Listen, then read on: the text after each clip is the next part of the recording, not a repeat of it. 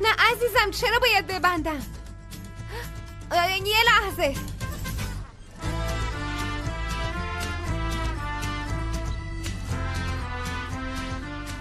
اوف، تو هم وقت گیر آوردی یا؟ دمیر آبو قطع کردم. لروکس الان اصلا وقت شوخی نیستا. کف رفته تو چشمم بد جوری داره میسوزه. اما من شوخی نمی کنم دمیر. نمی کنی آره؟ آب ذخیره داشتیم اون چی شد؟ آره یه زمانی داشت. خب چی کارش کردی؟ اون خیلی پوسیده بود باید عوضش میکردیم. میخواستم سر فرصت درستش کنم خب نشد دیگه دمیر. لروکس چرا این چیزا رو به من نمیگی تا من درستش کنم؟ الان چی کار کنیم؟ چشمم داره میسوزه. خب وایسا من الان برات آب آشامیدنی داغ میکنم. باشه زود باش. صبر کن الان میام. چرا این چیزا همیشه سر من میاد؟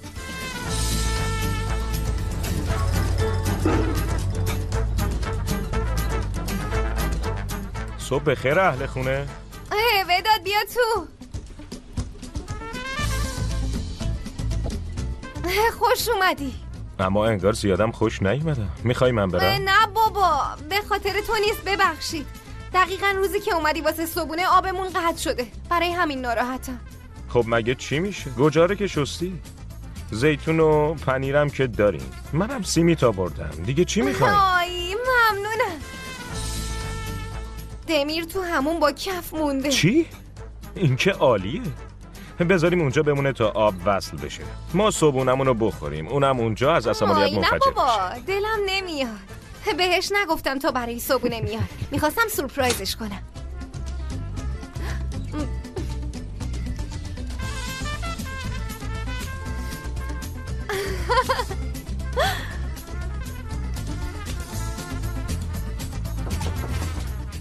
بیا آوردی لروکس؟ آوردم اصلا. بده تو اینجا چی کار میکنی؟ میشه بری بیرون لطفاً؟ زود باش معطل نکن خودتو بشور. سیمیت گرم منتظرته. آف حالا که بدت اینو آورد یکم بیشتر توش میریختی نامرد. قر نزن خودتو بشور. آره بخندیم خیلی خنده داره.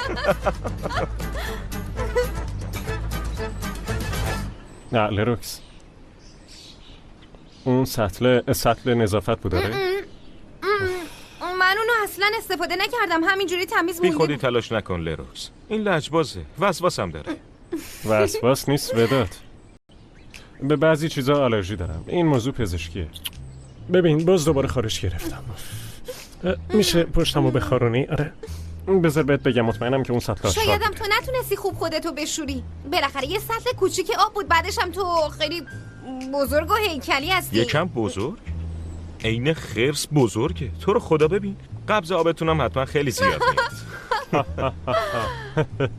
بخندیم وقتی انقدر خودمو خاروندم افتادم این وسط بازم میخندی؟ آی نه میشه نه نمیشه. چی کار کنیم حالا؟ میخوای یه سطل دیگه برات آب گرم کنم یه بار دیگه خودتو بشور. در ضمن روی این آلرژیاتم یه چیزی میزنیم. لروکس انقدر بهش رو نده.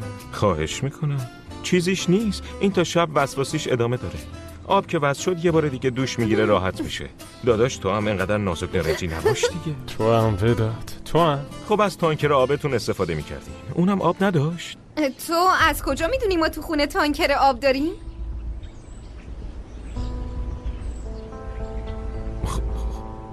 خب خونه ویلاییه دیگه. اینجور خونه ها همشون تانکر آب دارن. خب اینم که خونه نوساز نیست. قبلا تو استانبول آب زیاد قطع میشد. بذار بهت بگم چی شده. لروکس خانم فکر کردن که اون تانکر مال دوران قدیمه برش داشته کنسلش. دمیر اینجوری نشد از خود داستان نساز. به خدا وداد اینجوری نبوده. داداش انقدر خودتو نخارون. من خارشم گرفت. ای بابا خب چی کار کنم وداد میخوره. خوب شد.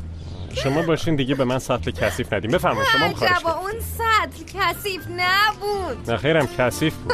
خودم دیدم ته سطل یه چیزای کوچیک سیاه بود. میدونی چی بود؟ اونا نون بود. بفرمایید. چرا اینقدر شلوغه؟ ملت ریختن تو این کافه. چی بگم؟ عزمیه خوب شد که اومدی. به خدا که من از پس این همه شلوغی بر نمی اومدم. کبوترای منصود باشین کارمونو بکنیم. این سفارش میز 3. چه سفارش داده؟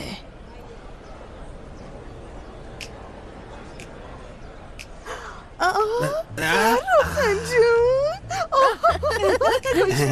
خوش اومدین. شما عادت نداشتین این برا سر بزنین؟ ممنون عزمیه خانم. یعنی عادت کردم که صبح تنها بیدار شم، اما کسی آخر هفته ها برام صبحونه درست نمیکنه جان. البته خب زندگی مجردی همینه دیگه. خب پس بگم یه املت خوب برای شما آماده بکنن با پنیر و قارچ. به چیز قارچ باشه، پنیرش هم کم باشه. راستش کلسترول هم یکم زده در ضمن لاکتوزم معده‌مو خراب میکنه. آره.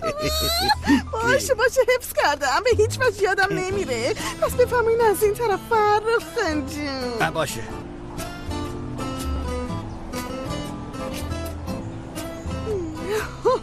ای خدا. اسمیه جون ببینم تو که فعلا اینجایی. آره چی شده؟ من بیرون کار دارم، 1 ساعت دیگه برمیگردم. باشه کبوترم نگران نباش.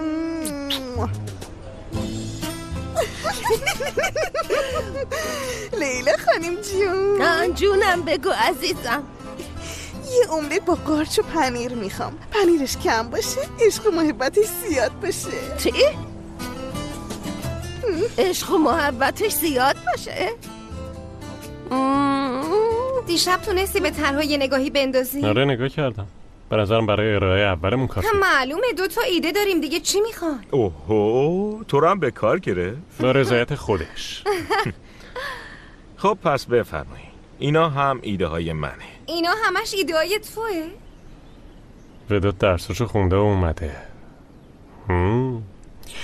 فضای داخلی رو مثل فضای خارجی در نظر گرفت. مشکل نورپردازی رو شما حلش میکنین. اینجا هم گیاهانی هستن که با نورای دیجیتالی رشد میکنن. واسه اطرافش هم یه فکرایی دارم. دمت گرم داداش. بازم منو نجات دادی وداد. دستت درد نکنه. حرف نداری وداد. آره میدونم. پس من با همه یه محشر بودنم برمیگردم به گل. نه وایسا، تازه میخواستم قهوه درست کنم. نه همین قدر کافیه. کلی کار ریخته رو سرم. یقه سفید آخر این هفته جشن دارن. میان گلایی که قراره 2 روز نابودش کنن و بخرن.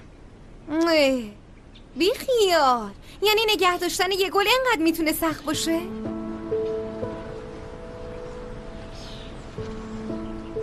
مگه نه؟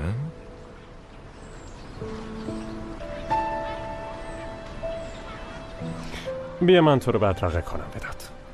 آی وداد خیلی خوب شد که اومدی. بازم بیا. البته که میام. تو این خونه ماجراجویی تمومی نداره. حتما نمت میبینمت.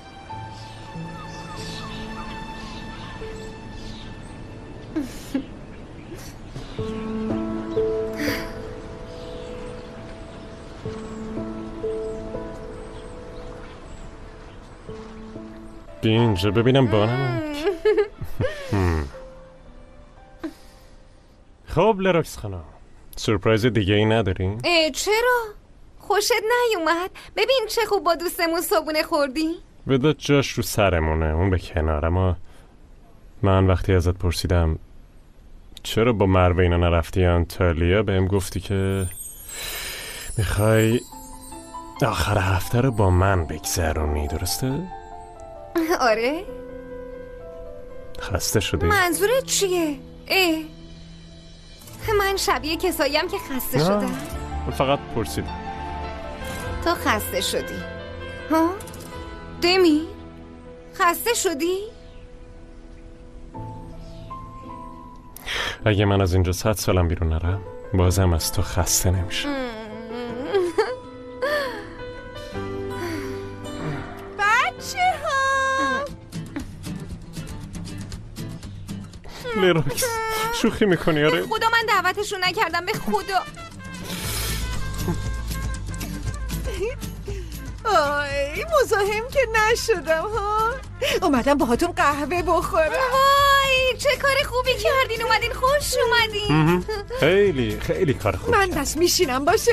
البته بفرمایید. هیچی دیگه، پس من برم قهوه درست کنم. بابا این چی کار کنیم؟ زود باش برو. زود باش. باشه زود میام. زود باش دیگه برو. خوش اومدین.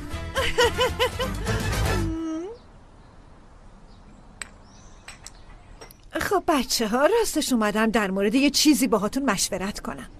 میدونین که خواهر من لیلا اصلا ازدواج نکرده، یعنی سن و سالش هم که دیگه گذشته. راستش با مردا، یعنی نمیدونم چجوری بگم، با مردا اصلا معاشرت و رابطه و دوستی نداشته، یعنی اصلا این چیزها رو بلد نیست. الانم انگار با محرم خان داره ملاقات میکنه. من اگر یه نفر رو ببینم همون لحظه میفهمم که اون چی میخواد و نظرش چیه، اما خب محرم خان میدونین که یکم با بقیه فرق میکنه. خب منم اصلا دلم نمیخواد خواهرم ناراحت بشه. دمیر جون، تو رئیس محرم خانی، درست میگم؟ خب لروکس جون، تو هم همکارشی دیگه، یعنی شما ضامن اوستا محرم میشین؟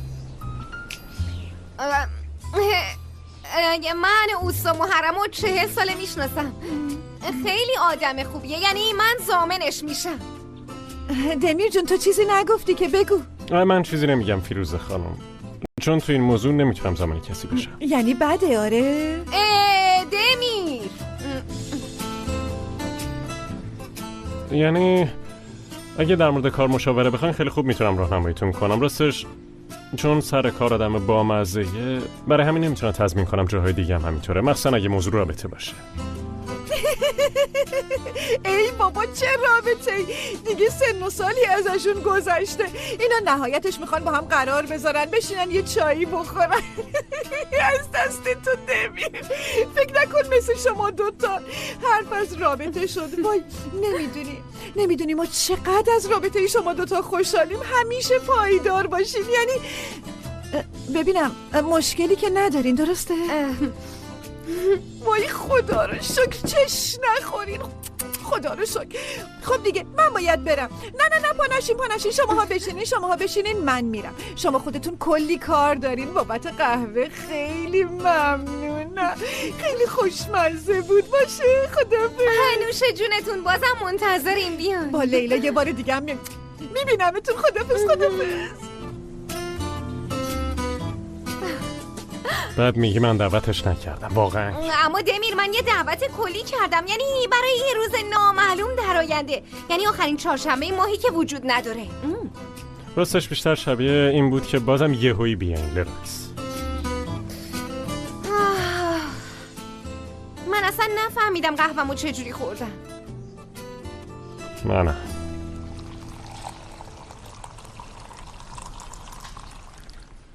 کنارش آب معمولی میخوای یا آب گازدار؟ آب معمولی، اما یخم داشته باشه. یخ نمیشه، گلو درد میگیری. دمیر، بدن من خیلی قویه.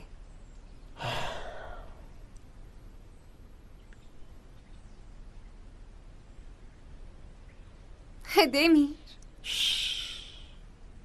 گوش بده.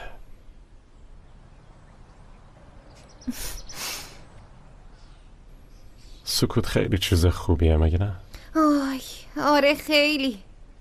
خدا رو شکر بقیه روزو اینجوری میگذرونیم. سلام قربان، مزاحم نیستم.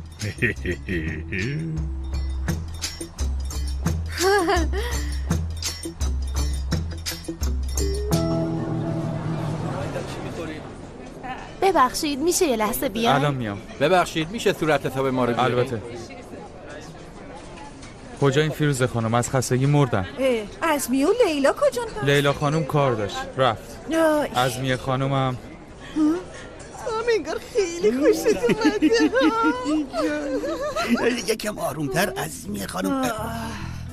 وای خدا، صبر کن الان میام. بدون تو خیلی خوش میگذره.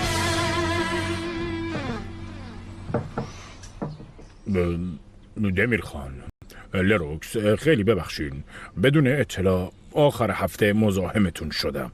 راستش منم اصلا این کارا رو دوست ندارم، چون به هر حال اینجا خونه رئیسمه. اما موضوع خیلی اورژانسی و مهم بود. در مورد خاله لیلاست؟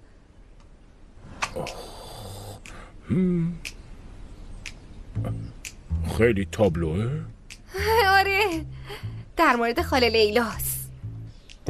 محرم خان، ببینم این موضوع چه ربطی به ماها داره ها؟ آها، موضوع اینه که من نسبت به ایشون یه احساسی دارم و در این حال تلاش میکنم بیشتر بشناسمشون. شما هم از نظر حقوقی تقریبا یه خانواده محسوب میشین. فقط بذارین اصلاح کنم سوء تفاهم نشه، اما اونا فقط این خونه رو به ما فروختن، همش همین.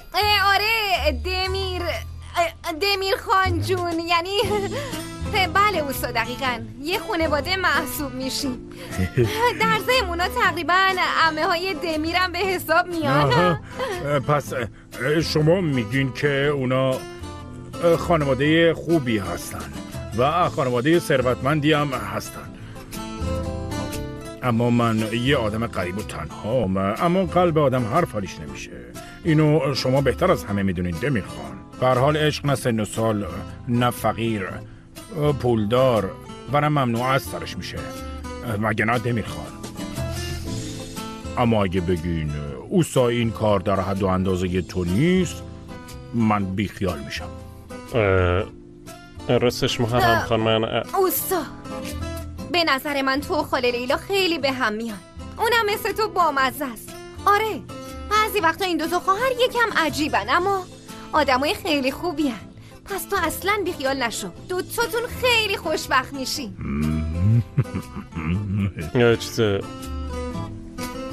راستش محرم خان، من به خاطر شخصیتی که دارم زیاد دوست ندارم تو همچین موضوعهایی دخالت کنم. هر کس زندگی شخصی خودش رو داره، اما اگه شما میگین نیتتون جدیه، وظیفه ما هم اینه که براتون آرزوی خوشبختی و سعادت داشته باشه. خیلی ممنونم دمیر خان. در جریان هستین که چون پدر لیلا خانم زنده نیستن، نظر شما واسه من خیلی مهم بود. پری تو گلوش. سلامت باش. میبینم دوستا. دوبله شده در استودیو جم. الان اینجا بود، کجا قیبش زد؟ آی دمیر، تو تازه اینو متوجه شدی؟ چیو؟ آی وای. نه خواهش میکنم در باز نکنیم، خودمونو به مردن بزنیم. جدی میگم. آی نه دمیر، در باز کن دیگه. زود باش. لیروکس، من مهمون نمیخوام. زود باش دیگه لطفا. این وقت روز کی میتونه باشه؟ بریم ببینیم کی اومده. سلام بچه ها، مزاحم که نیستم. نه بفرمایین تو خاله لیلا جون. ممنونم. گفتم باز نکن. خب چی کار کنم؟ چی کار میخوای بکنی؟ برو تو دیگه، کار از کار گذشته.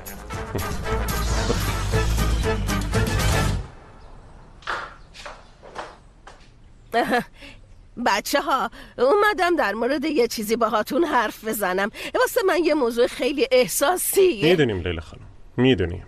امروز همش در مورد این موضوع حرف زدیم. یعنی چی؟ چند لحظه پیشم فیروزه خانم اینجا بود، اون راستش موضوع بهمون گفت. فیروزه همیشه مانع من شد، یعنی اگه دست خودم بود من الان. ببینین لیلا خانم، من امروز به محرم خانم همین رو گفتم.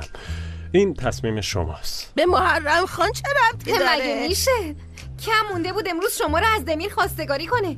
تازه در مورد شما از ما هم تحقیق کرد. ما فقط یه چایی خوردیم. فقط اون نیست، فیروزه خانم هم اومده بودن اینجا تا در مورد اوست محرم تحقیق کنن. یعنی امروز کلی در مورد این حرف زدیم.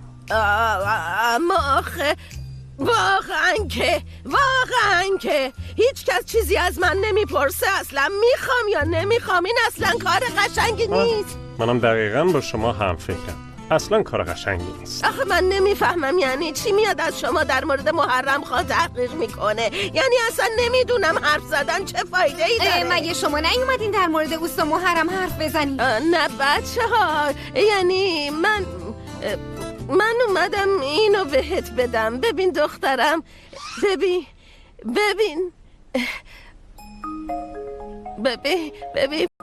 ببین قشنگ نیست؟ این لباس عروسه؟ آره بگیر روت ببین. واقعا خیلی قشنگه. آره این لباس عروس مامانمه. اون وقتا مامان بزرگم اینو از خارج براش خریده بود، اما قسمت نشد من بپوشم. فیروزم که میدونی یکم توپاره بهش نمیاد. وقتی که من جوون بودم مثل تو لاغر بودم، اما خب قسمت منم نشد دیگه. حالا بگذریم سال تو صندوق همینطوری مونده. خیلی قشنگه. وای نگاش کن، جنس پارچش، دستدوزیاش. آره ببین دخترم، اگه بخوای میتونی بدی آستینشو برات ببرن. میتونی به عنوان لباس خوابت ازش استفاده کنی، یا اینکه بذاری تو کمدت، شاید یه روزی لازمت شد. ها نظرت چیه دخترم؟ ها مگه میشه؟ الان دقیقاً وقتشه. آره حالا که عروس داریم به زودی مراسم عروسی هم میگیریم. مروه عاشق اینجور کاراست، وقتی ببینه دیوونش میشه. وای خاله لیلا واقعا ممنونی. اگه تو اینطوری میگی من اصلا یاد مروه نبودم دخترم. ببین این یکم برای اون کوچیکه، رو تن تو قشنگ میشه. یه خورده روش تغییرات میدیم، به نظرم عالی میشه. خیلی خوب باشه، یعنی اگه تو اینطوری میگی باشه، پس حداقل تو صندوق نمیمونه مگه نه؟ آره من برم اینو بذارم تو اتاقم، وقتی مروه اومد میدم امتحان کنه. بازم واقعا ممنونم. قابلی نداشت دخترم. خب دیگه من با اجازهتون زحمتو کم کنم. البته بفرمایید. بفرمایید من بدرقتون میکنم. دمیر رابطت با لروکس چطوره؟ همه چی رو به راهه؟ خوبیم، مشکلی نیست. خدا رو شکر. هیچ وقت مشکلی نداشته باشین، چون بعدش هممون ناراحت البته لیلا خانم، البته خبر دارم چقدر ناراحت شدیم. گل میفرستین، عاشق پیشه مخفی میسازین، یادداشت میذارین، الکی به شام دعوتش میکنین. از همه اینا خبر دارم. یعنی شما همشو فهمیدین؟ لروکس میدونه؟ نه نمیدونه، اما هر لحظه ممکنه بهش بگم. نه دمیر جون بهش نگو، خواهش میکنم. به خدا خیلی از دستمون ناراحت میشه. یعنی ما همه این کارا رو به خاطر شما انجام دیگه انجام ندیم، دیگه کافیه. ما خوبیم. باشه نمی کنیم. به خدا دیگه کاری نمی کنیم. توبه، بهتره من دیگه برم. شما خوشحال و خندون بشین تو خونتون. باشه به لروکس هم سلام برسون. خب البته شما به فیروزه خانم خیلی سلام برسونین. خیلی خوشحال شدیم دیدیمتون. باشه پسرم.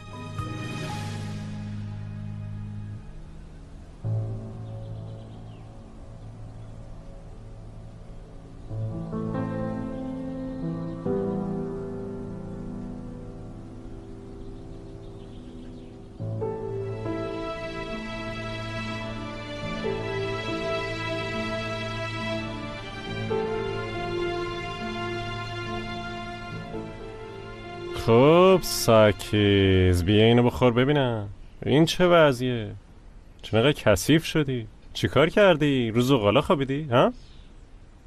بیا یکم از اینو بخور. صبر کن بذارمش زمین. نوش جونت. آرتیست.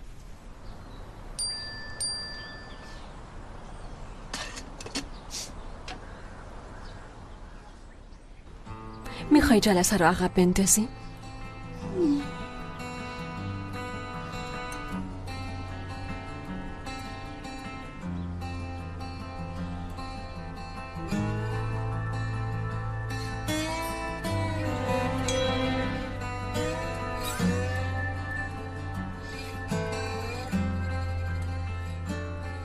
نه لازم نیست، همه چی آماده کردم.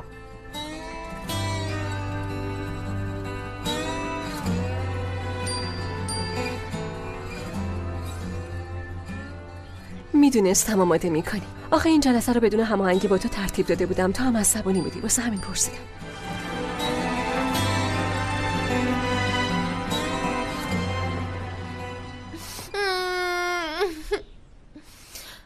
یه جوری یه حال عجیبی دارم.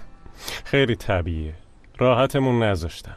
رسما سرگیجه گرفتیم، اصلا نمیتونم تمرکز کنم. انگار تمام انرژی من رفته. تو خوبی؟ نه به نظرم چند ساعت هیچ کاری نکنیم. خیلی اذیتمون کرد. یعنی درد یکی تموم میشه اون یکی شروع میشه. اینقدر زیاد حرف زد که دوست داشتم فرار کنم. تو من دیگه تصور کن تو چه وضعیتی بودم. پس خیلی حالت بده. خیلی حالم بده. خیلی. پس میدونی چی کار کنیم؟ به نظرم یه کم کتاب بخونیم تا ذهنمون آروم بشه. بریم. و اگه در زدم به هیچ وجه در رو باز نکنیم. میفهمی؟ باشه باز نمی‌کنم. ساکت. آخه از اینجا هم میاد.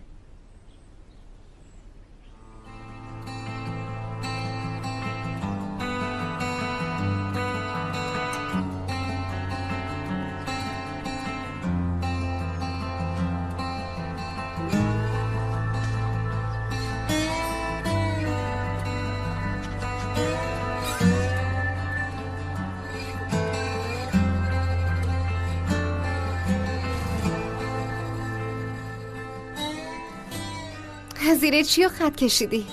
برای منم بخون.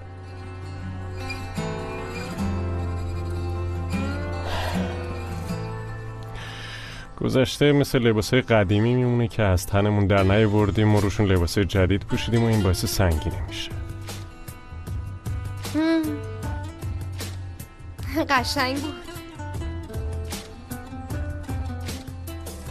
تو الان کجای کتابو میخونی؟ کوچه های اون خونه رو روحایی از گذشته از هر طرف احاطه کرده بودن و شاید برای همین آرزوهای بقیه رو باور نکرد و سکوت کرد. خیلی غم انگیز بود.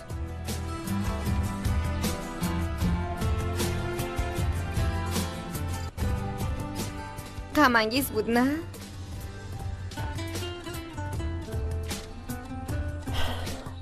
گشنته؟ آره گشنمه. زود باش آماده شو. بریم بیرون غذا. نریم واسه غذا. من خودم برات درست میکنم. تو که گفتی انرژی ندارم. زود باش بحث نکن. بیا بریم. باور کن چیزی رو سرخ نمیکنم. قول میدم. باشه. پس با هم درست کنیم. چرا؟ به من اعتماد نداری؟ نه. دلم نمیاد خسته بشی.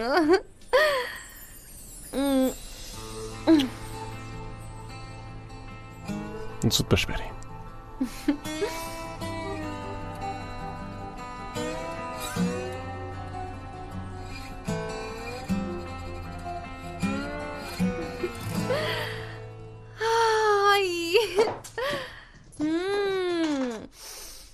وای چه بوی خوبی میده.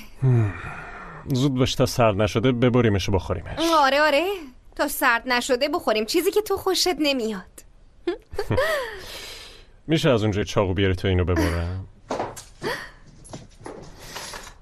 روش خیلی خوب سرخ شده. داغه. خیلی هم خوشمزه شده. گفتم یه وقت دعوامون نشه. اونو فهمیدم. بگذاریم. حداقل رو چاقو تف نکردی. اینجای شکر داره. ببر یه لحظه وایسا. آیده ولش کن بعدم بهش زنگ میزنم. جواب بده. الان میخوای همش به اونا فکر کنی.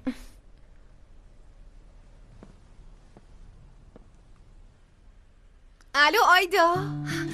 لروکس خیلی چیزای بدی شده. چی شده؟ کی اونجا داره گریه میکنه مروه؟ دمیر خان شب بخیر. ببخشید این موقع شب مزاحمتون شدم. چه مزاحمتی دختر؟ بگو ببینم چی شده. اینا واقعا حق من نبود. مامان برو گفته من این دختره رو نمیخوام. وقتی هم اینطوری گفته قیامت به پا شده. دیروزم کلی اتفاق افتاد لروکس. مروم گیر داده من دارم میرم. ببینم برو الان اونجا نیست. گفت من برم مامانم اینا رو آروم کنم و بیام، اما الان پیام داده میگه بهتره بمونم خونه، فردا با هم دیگه حرف میزنیم. الان برو داره سعی میکنه اوضاع رو آروم کنه. در ضمن بهتر نیست فردا صبح با هم حرف بزنیم. اما این دیوونه گیر داده من صبح با اولین پرواز میخوام برگردم. مجبور شدیم برای فردا صبح بلیط بخریم ساعت 5 صبح. مروه عزیزم خواهش میکنم آروم باش، نفس عمیق بکش عزیز دلم. لروکس میگه به برو خبر نده، من بهش خبر بدم که داریم برمیگردیم. آره عزیزم، مگه میشه تو بهش پیام بده، بذار خبر داشته باشه. من مطمئنم برو شب میاد پیشش. باشه، ببخشید یه لحظه دست و پامو گم کردم، مزاحم تو هم شده. نه عزیزم این چه حرفی، البته که باید زنگ بزنی. آیدا تو الانم به مروه یه چیزی بده بخوره، بعدش هم دوش بگیره بخوابه، یکم استراحت کنه. باشه بعدن با هم حرف میزنی. باشه امتحان میکنم. میبوسمت، خداحافظ.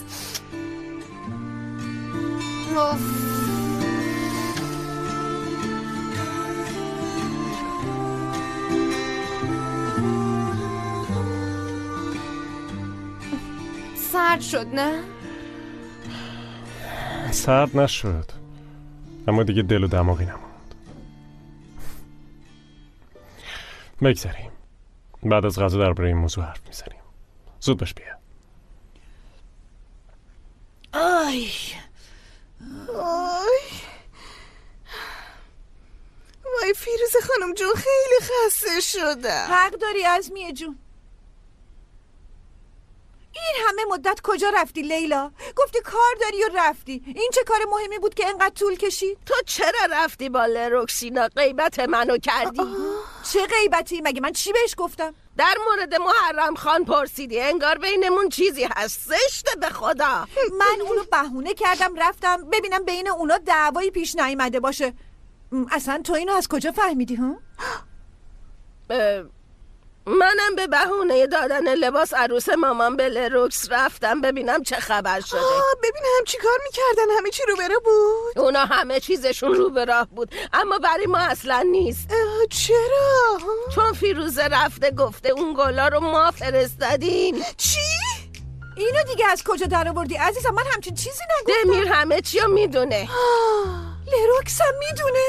نه اون خبر نداره، اما اینو اگه تو نگفتی پس کی گفته؟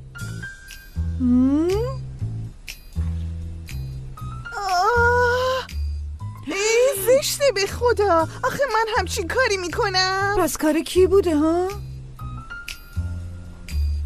آخ مروه، دفعه قبلم اون همه چی به دمیر خان لو داد، اما این دفعه نابودش میکنم. این تلفن من کجا؟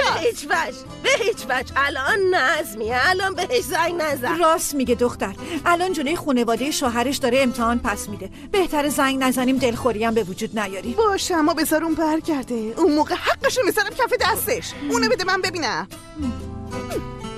آخ مروه، زود باش لیلا، زود باش. وای مروه، خدا کنه گیرت نیارم.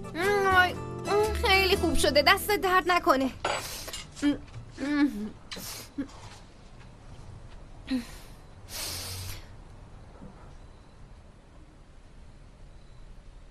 دمی خوبی؟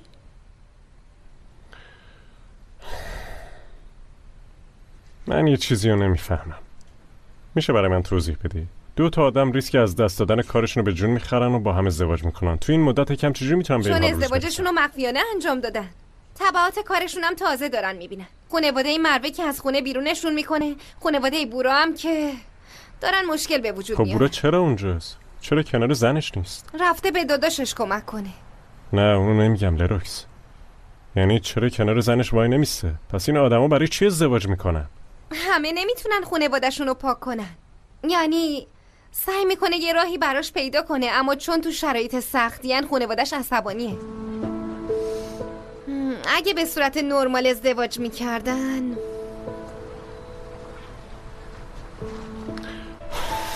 فهمیدم.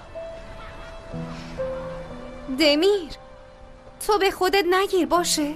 مروه تو رو مقصر نمیدونه. قبول، اولش یکم عصبانی شد، اما بعدش گفت اگه تو شرکت اون قانون نبود ما نمیتونستیم ازدواج کنیم، تو همون وضعیت میموندن. مشکل ازدواج کردنشون نیست، به نظرم کار پیدا نکردن بوراست. تا جایی که من فهمیدم اگه بورا برای خانوادش پول میفرستاد اینجوری مانعش نمیشده. اما بورا بهش پیشنهاد کار داد، بورا خودش قبول نکرد. البته خب برای اینکه هر روز با من چشم تو چشم نشه قبول نکرد. وقتی استفادات خیلی با هم خوب حرف نزدیم. دمیر تو این موضوع حق داشتی. اینا زندگی شخصی اوناست. چون راهی که انتخاب کردن مشکل بوده نمیتونن تو رو مقصر بدونن. بنیامین خان، چرا این قبلا به ذهن من نرسیده بود؟ در اصل مروه و بورا به بنیامین خان نیاز دارن. من کارتشو کجا گذاشته بودم؟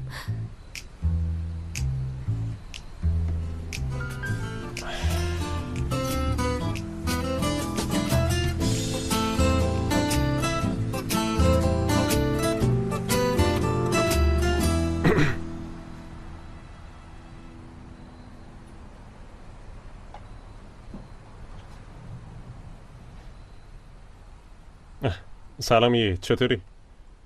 آره استانبولم. اما تو از کجا میدونی؟ مصاحبه. باشه. آره تازه شروع کردیم، ببینیم چی میشه.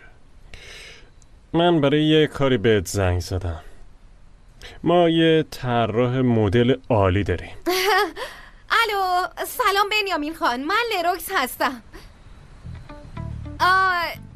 نه با دمیر کاملا خوبیم، مشکلی نداریم.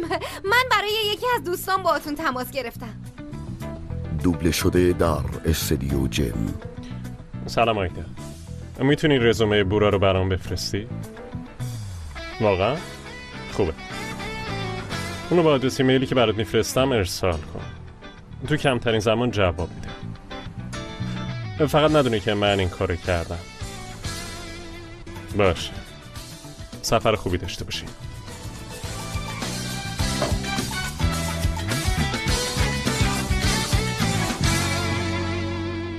از نظر اون من که دختر بی عقل و خیلی کل شقم.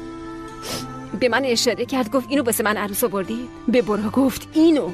نمیخوام دوباره تو رو صبح موقع رفتم ببینم. برای یه مدت نمیخوام دمیری رو ببینم که با چمدونش داره از خونه میره بیرون. دختر همینطوریش هم ناراحته. فردا وقتی اومد اینجا کسی حق نداره قضاوتش کنه. در ضمن چرا داری به من توضیح میدی؟ میدونم از قبل آسم داشتی. درسته، ببخشید. در غیابش یه مشاوره انجام بدیم. شما باید حرکات بورا خانو تقلید کنین. مروه خانم شما هم میتونین خودتون باشین. منم رابطه بین شما رو از دور نگاه میکنم. خب خواهش میکنم. اگه بهتری دیگه بریم. میتونیم بریم.